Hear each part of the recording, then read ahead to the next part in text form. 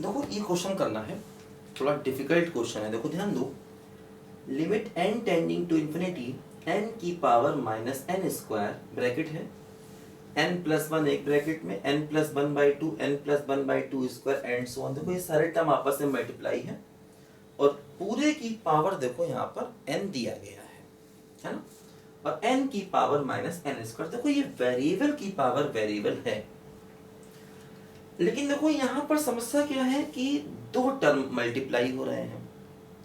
Variable की power variable तो है लेकिन दो मल्टीप्लाई हो रहे हैं। तो एक काम देखो ये किया जाए कि कैसे भी दोनों को एक साथ आपस में लाया जाए, है ना। एक काम देखो हम ये कर सकते हैं कि दोनों टर्म्स को आपस में एक साथ लाया जाए, है ना। मतलब ये पूरा fx की पावर gx की फॉर्म में चेंज किया जाए, ऐसा देखो यहाँ पर हम कर सकते हैं। देखो यहाँ पर क्या होगा, जैसे इसको थोड़ा हम अगर सिंप्लीफाई करें, देखो इसको इसके नीचे लाएं तो n plus one n plus one by two n plus one by two square n plus one upon two की पावर n माइनस वन। देखो होल की पावर n है, इसको लाएं तो देखो ये n बाई एन स्क्वायर बन जाएगा, n की पावर n स्क्वायर बन जाएगा, है ना। क्योंकि पावर नीचे आके पॉजिटिव हो जाएगी। देखो अगले स्टेप में क्या होगा, n टेंडिंग टू इंफिनिटी, देखो ये n plus one by two n plus one by two square n plus one by to की पावर n माइनस वन। देखो होल डिवाइड बाई n की पावर n, और पूरे की पावर n लिखा जा सकता है, क्योंकि देखो जैसे ये n की पावर n और फिर पावर n, देखो ऐसा है ना, n की पावर n और फिर पावर n, तो n की पावर, है ना, देखो n इंटू n, तो n की पावर n स्क्वायर बनेगा। क्योंकि देखो पावर पे जब पावर होती है तो आपस में मल्टीप्लाई होती है, ऐसे समझो आप। मान लो 2 की पावर 3 है और पूरे की पावर 4 है, तो 2 की पावर 12 लिखेंगे ना इसे, क्योंकि पावर पे पावर आपस में मल्टीप्लाई होती है, ध्यान दो, है ना। हाँ देखो ये चीज अलग थी, अगर ऐसा होता 2 की पावर 3 की पावर 4 तो अलग बात है, ये दोनों अलग अलग चीजें हैं। 2 की पावर 3 होल की पावर 4 तो 2 की पावर 12, 2 की पावर 3 और 3 की भी पावर 4, तो एक्चुअली ये बना जाकर के 2 की पावर 81, क्योंकि 3 की पावर 4 क्या हुआ, 81 हो गया। तो वो दोनों अलग अलग चीजें। तो देखो इसी टर्म को हमने ऐसे लिख दिया, क्योंकि ऐसे हम इसको लिख सकते हैं। अब देखो ये वेरिएबल की पावर वेरिएबल फॉर्म में आ गया, मतलब देखो fx एक कंप्लीट फंक्शन बन गया, और fx एक कंप्लीट फंक्शन के बाद अब देखो ये वेरिएबल की पावर वेरिएबल फॉर्म में आ गया, तो हम इसमें fx की पावर gx का कॉन्सेप्ट लगा सकते हैं। देखो हम लोगों ने क्या पढ़ा था, x tending to a fs की पावर gx, क्या था बोलो, e की पावर में गए, लिमिट लगाया, क्या था, gx log of fx, ऐसा लिखते थे, है ना, gx log of fx, variable की पावर वेरिएबल, है ना। देखो यही कॉन्सेप्ट यहां पर अगर हम लगाएंगे तो क्या होगा, देखो यहां पर e की पावर में जाएंगे, लिमिट लगाएंगे n टेंडिंग टू इंफिनिटी, देखो gx का मतलब ये n, और log of fx, देखो fs का मतलब ये क्या है बोलो, n plus one by to से लेकर के n plus one by to की पावर n माइनस वन, और होल डिवाइड बाई n की पावर n, ध्यान दो, है ना। देखो gx log fx, देखो ये gx का मतलब n log, और देखो ये हो गया हमारा क्या बोलो, पूरा का पूरा fx।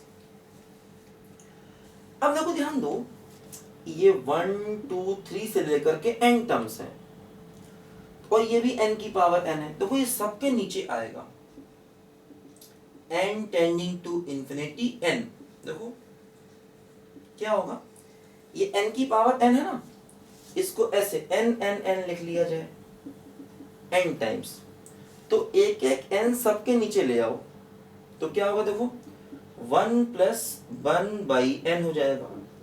यहाँ देखो क्या होगा 1 प्लस 1 बाई 2n हो जाएगा ना।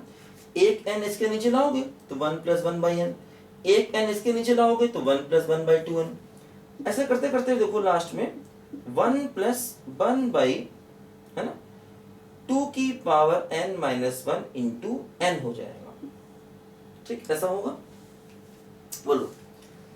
ठीक है, अब देखो क्या होगा कि ये log m इंटू n की फॉर्म बन रही है, तो log m plus log n हो जाएगा। देखो इसको हम ऐसे लिख सकते हैं e की पावर limit n tending to infinity n। देखो ये log of 1 plus 1 by n और plus log of 1 plus 1 by 2 into n, और ऐसे करते करते देखो ये 2 इंटू n है, 2 की पावर n नहीं है, ये है 2 इंटू n, और अगला होगा 2 स्क्वायर इंटू n, है ना। देखो अगला टर्म क्या आएगा, अगला टर्म आएगा log of 1 plus 1 upon 2 square into n and so on.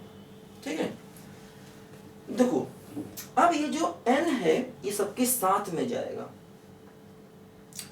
है ना। जब ये सबके साथ में जाएगा, देखो जैसे n सबके साथ में जाएगा, n इससे मल्टीप्लाई होगा तो इसको लिख देंगे 1 बाई n, इससे भी मल्टीप्लाई होगा इसको भी लिख देंगे 1 बाई n, इससे ही मल्टीप्लाई होगा इसको भी लिख देंगे 1 बाई n। अब देखो log का ये वाला formula, limit x tending to 0 log 1 plus x by x, और आंसर क्या हो जाएगा बोलो 1 हो जाएगा। ध्यान दो, देखो वही कॉन्सेप्ट लगाएंगे, क्योंकि देखो यहाँ है actually n tending to infinity, तो ये भी x हो गया और ये भी x हो गया, है ना।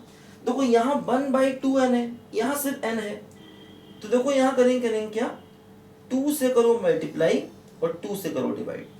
यहाँ पर देखो 2 स्क्वायर से मल्टीप्लाई और 2 स्क्वायर से डिवाइड। ठीक है, देखो अब एक्चुअली यहाँ x टेंडिंग टू 0 है, तो ये 1 plus x upon x, value 1। तो मैंने बताया था इस फार्मूले का मतलब क्या होता है, जैसा टर्म यहाँ होगा वैसा यहाँ होगा, और लिमिट अप्लाई करने पर दोनों 0 होंगे तब वैल्यू 1। देखो वही यहाँ पर भी है, जैसा टर्म यहाँ वैसा यहाँ, और लिमिट अप्लाई करने पर दोनों 0 होंगे, जैसा टर्म यहाँ वैसा यहाँ, और लिमिट अप्लाई करने पर देखो दोनों 0 होंगे। तो ये सारी वैल्यूज देखो, ये हो जाएगा 1, ये भी 1 लेकिन साथ में 1 बाई 2 है, और ये भी पूरा का पूरा देखो 1 लेकिन साथ में 1 बाई 2 स्क्वायर। देखो क्या बचेगा, ये देखो बचेगा जाकर के यहाँ पर देखो ऐसे आएगा, ये आएगा e की पावर में, सारा e की पावर में, देखो ये 1 प्लस 1 बाई 2, देखो ये हो गया 1 फिर प्लस 1 बाई 2, 1 बाई 2 स्क्वायर, है ना, एंड सो ऑन। और देखो एक्चुअली क्या है ना, limit n tending to infinity है ना। तो देखो यहाँ पर क्या होगा, ये ऐसे करके चलता हुआ चला जाएगा इंफिनिटी तक, क्योंकि देखो limit n tending to infinity है, मतलब देखो यहाँ पर ये एक्चुअली इंफिनिटी टर्म्स होंगे, है ना। यहाँ पर देखो limit n tending to infinity है, तो इसका मतलब देखो ये हुआ कि यहाँ पर ये इंफिनिटी टर्म्स ऐसे बनते हुए आगे तक चले जाएंगे, ये कभी रुकेगा नहीं। ध्यान दो, अब देखो क्या हुआ, ये क्या हुआ, देखो यहाँ पर इनफाइनाइट तक जाने वाली जीपी बन गई, इनफाइनाइट तक जाने वाली जीपी। तो इसका सम क्या होता है, a upon 1 minus r, a क्या हो गया 1 अपॉन 1 माइनस 1 बाई 2, तो 1 अपॉन 1 बाई 2 वैल्यू 2। तो देखो ये आंसर आ गया e की पावर 2, हमारे क्वेश्चन का फाइनल आंसर।